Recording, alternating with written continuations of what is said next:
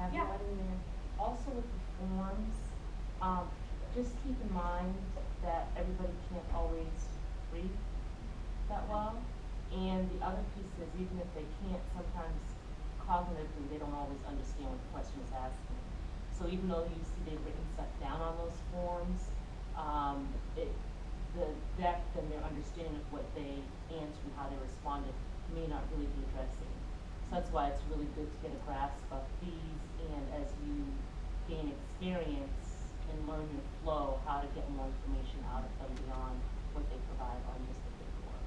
Yeah, for a good example of that, we have at the agency over here, we have what's called a parent checklist that parents fill out for their kids that give us an idea of the symptomology and behaviors that are concerning to the parent. I don't even look at it anymore because it's always really entertaining to me to see what the parents check off versus what's really the issue at hand.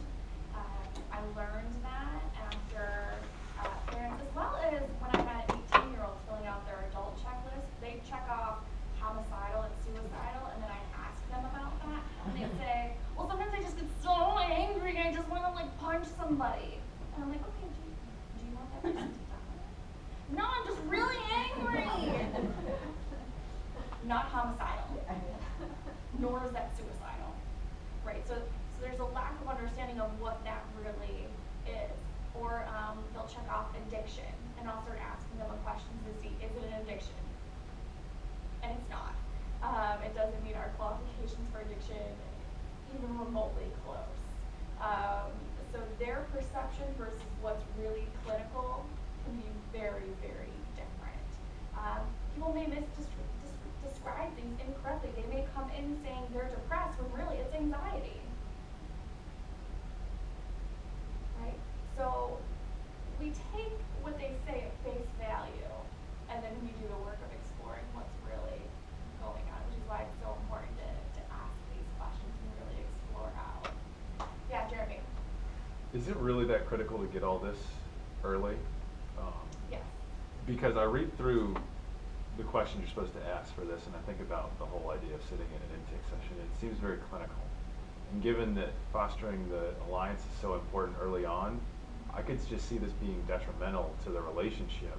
If you ask just, such important questions that are going to elicit such a strong reaction back to back to back to back without ever delving into like their experience, You can space it out over 2 sessions. I can see where you have the concern about the therapeutic relationship. It's all in how you go about asking these questions. So for example, if you have your book, some of the questions that look like they start on 87 in the Sperry book. I'll put them on the dot cam though. Yeah. Are you preparing the client since this is happening in the first session that we're going to be asking a lot of questions? That's what I was just going to go into. Yeah, they might think like we're just going to dive right into your current problem. When I first meet with a client, I tell them, our first session's kind of weird. Oh, okay. Well, this is awkward.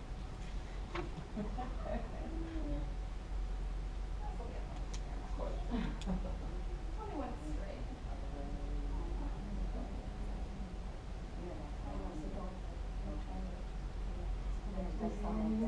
Are we straight? Yeah, that's good. Straight. Good enough. Oh, yeah. Right. So, that's what I'm thinking. Such a fun experiment with this little dot camera. Hang on Oh, 1 second, okay. I'll get to you. So when I do my first session with a client and I'm going to be asking all these questions, I say to them, our first session's kind of weird. I am going to ask an insane amount of questions. And I know that it's a lot and it's going to be a little exhausting after we're done. So I would really encourage you not to have anything scheduled necessarily after we meet, because you may need a little time to decompress. I'm going to ask you a lot of personal things right off the bat. I do apologize for that. However, it's important that I have an understanding of these things so I can understand you as we go through this process. So I'm going to be asking all these questions up front. We're not going to necessarily go into all of these things today, nor are we going to maybe necessarily in the next few weeks. And every session is certainly not going to be like this. but it's just important that I have this basic understanding, at least, of some of these things. And if you're not comfortable answering some of these questions right now, just tell me, and we'll revisit them later on. But it's important that I try to just have this basic understanding right now before we get started, okay? And we're just trying to, because we're all thinking, we're not doing this with the client No, today. you are not doing this with the client Just to be today. sure, okay. No. Okay. You're doing aspects in essence because you're finding, right, but you are not necessarily doing a diagnostic. We'll do an example that looks more like today a little later on, closer to, so there's not the confusion. Okay. Nick, you had a question. Yeah, just in response to actually the Karen's question provoked a thought. Is it okay to, while coming up with these questions during the first session, to ask something like, or to provide feedback or something like, oh, it sounds like your family feels like you're entering. Oh, it sounds like you're really strong. That was really tough. Maybe in between questions to facilitate Yeah. that. Oh yeah, when I'm getting that, what brings me here today and the client's telling me, I'm here because I've been really depressed lately and I'm feeling very scared. A month ago I was assaulted and I'm just really fearful whenever I go out that something's gonna happen again. I am so sorry to hear that. I feel so encouraged for you to come here today and start working on trying to get better. So do you mind telling me, and you don't have to go into detail of what happened, but do you mind just telling me some basics of what type of assault this was, and was there a report filed with police, is there a kind of investigation going on, anything like that happened? So we're just being very gentle with our questions. You're still exploring, you're still probing. But it's certainly appropriate and necessary to be putting in those empathetic statements with the clients if they do feel secure, because that's what's really going to help foster that therapeutic relationship. So if we look at some of the questions in your book, and again, if you have your book, it might be easier for you to just look inside there, but it starts on page 87. So we're going over the presenting problem in context. So what concerns brought you here? Why now? Have you or relatives ever experienced this or other psychological problems? How has this affected your daily living? We're getting this information because it's telling us what's the pattern. Has this previously been an experience for the client? Is this a family concern? Mom, I'm feeling a little sad lately. My mom's worried because she was diagnosed with depression and she's been on meds her whole life. And my grandma, they say she was a little off. Right? So when I'm asking clients about family history, I usually say, do you know if anyone in your family's ever been diagnosed with any mental health concerns or substance abuse? And most of the times they'll say, no, I don't think so. But Uncle Louie, he tipped the bottle a little heavy. And Grandma Lucy, thought she was a little crazy. Something wasn't right with her. I know she got hauled off by the guys in white coats a couple times. Right. So now I know. I don't know what was wrong, but I know something is in the family history. And when there's something in the family history, we know there's a predisposition that something could be going on with this person. So it just allows us to have a better concept of what that looks like for them. Jenny? Would you say that it's common for people in their first intake to be less truthful about what's going on because they're not really comfortable? And like come 3, 4, 5 sessions, they start to like. Oh yeah, I have really clients who say come in things. the first intake session and fed me a line of total BS. This is a And lot. 3 sessions deep, I find out what we're here for is nothing to do with what we talked about in session 1. Right, so we're constantly assessing. Right, so if you think back to domain 2 and the So you're not assessment gonna like component. call them out and say, well, I thought a couple of sessions ago you told me this and now you're saying that. Are you No. you're gonna say that to them? Mhm. Okay. So I would. What if that chases them back down the rabbit hole? Because it's all in how you deliver it. Okay. Right? So if I say, wait, we gotta stop for a second. I'm a little confused right now. Return to Columbo. Yes, I am notorious Columbo. It's a good tactic. It works for me, it works for my personality. And I have had the opportunity to really perfect my caring confrontation. And I know which clients I can needle a little bit more than others, because I've had time to really learn and understand the way I develop my therapeutic relationship with people. And so you'll start to develop that in time too. So I'll say to them, if we're 4 sessions in, and all of a sudden the issue is something completely different, generally unless it's trauma related. So if now 4 sessions later it comes out that they were sexually assaulted or abused, I'm not going to say to them, wait a minute, I thought, I'm confused. Not appropriate. Because of course they weren't comfortable divulging that information. But if it comes out 4 sessions later that they're there for something, like let's just say they come in presenting because they were told they had to come, nothing's wrong, I'm fine, real defensive, and then 4 sessions later we come to find out that they've been withdrawing, they're not engaging with people, whatever it may be, they've been getting in trouble at work. I'm like, I'm confused. So you came in, what is really going on? It sounds like something is going on. Are you ready to explore that with me? Because therapy is only going to work if you're ready. And if now's not the time, now's not the time. And that's okay. But I need to know that you're ready to do that work today. So what do you think? So for certain situations, yeah, I'll definitely call them out and point out the incongruence. Right? Think about your nonlinear responding. So I would be looking at your congruence. So your mental status, here's some examples of those questions. How do you feel about being here today? How has this affected your spirits and mood? Have you had any unusual experiences? How has your memory been serving you? These are very clinical statements. And sometimes clients are going to have a very difficult time understanding, how has my memory been serving me? It's been serving me just fine? What, is it bringing me dinner? What do you mean, how has my memory been serving me?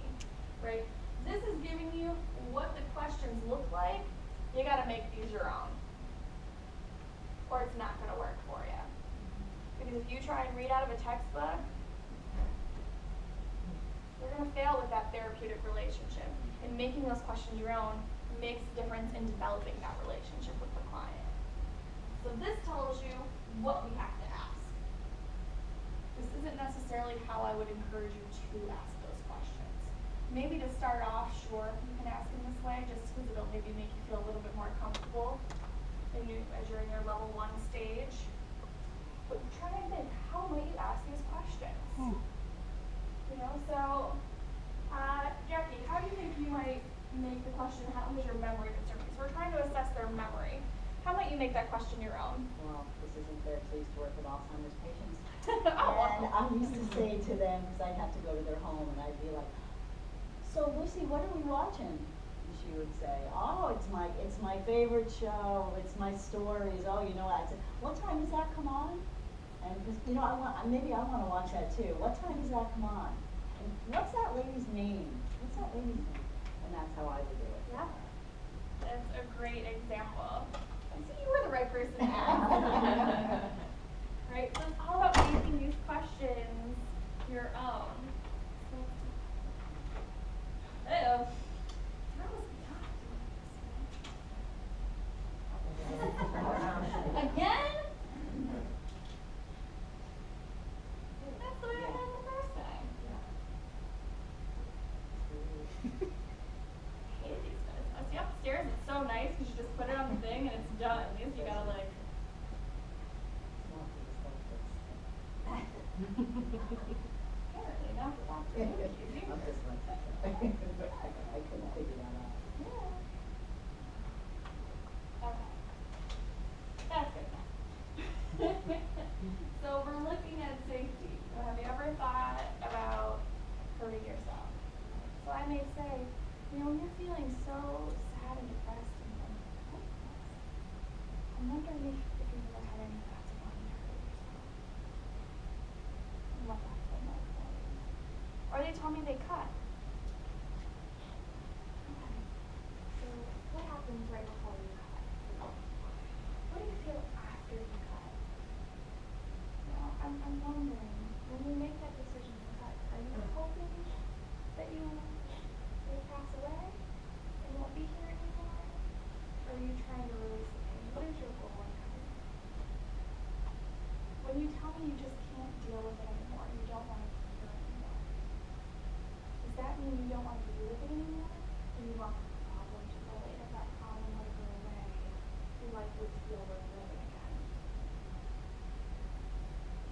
sometimes people make these statements, but it's not necessarily what they mean. Sometimes they do want to die.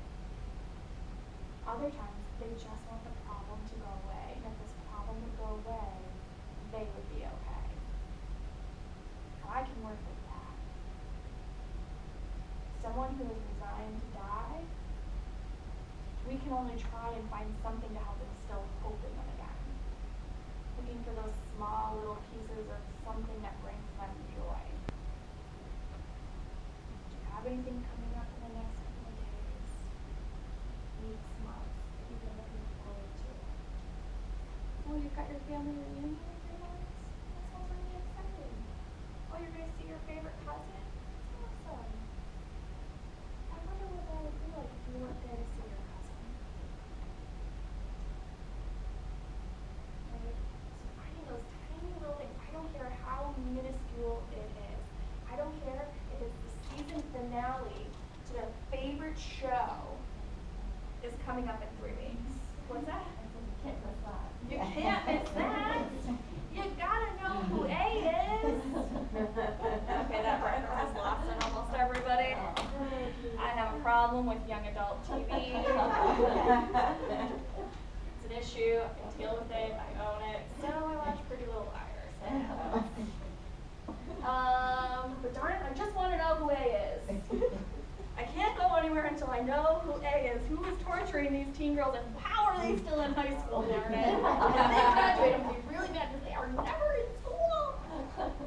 Again, this is lost on most of you. I apologize for my tangent.